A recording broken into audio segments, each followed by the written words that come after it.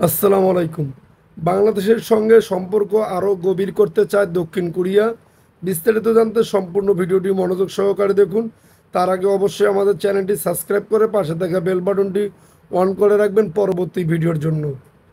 দক্ষিণ কোরিয়ার president Lee Jae Miyong Korea ও বাংলাদেশের মধ্যে আরও গভীর সম্পর্ক অর্জনের উপায় খুঁজে বের করার প্রয়োজনীয়তার উপর গুরুত্ব আরোপ করেছেন। মঙ্গলবার 2 সেপ্টেম্বর রাজধানীর সিউলে প্রেসিডেন্টের কার্যালয়ে বাংলাদেশের রাষ্ট্রদূত তৌফিক ইসলাম শাতিল পরিচয়পত্র প্রদানকালে লি জে মিয়ং এ মন্তব্য করেন। রাষ্ট্রদূত তৌফিক ইসলাম শাতিল বাংলাদেশের রাষ্ট্রপতি ও প্রধান উপদেষ্টার শুভেচ্ছা পৌঁছে দেন। বাংলাদেশের রাষ্ট্রদূত বলেন, দক্ষিণ কোরিয়া বাংলাদেশের একটি গুরুত্বপূর্ণ বন্ধু ও উন্নয়ন অংশীদার।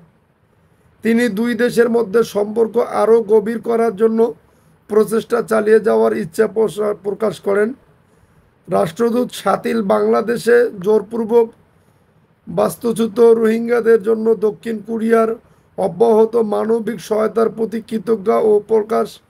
কৃতজ্ঞতাও প্রকাশ করেন।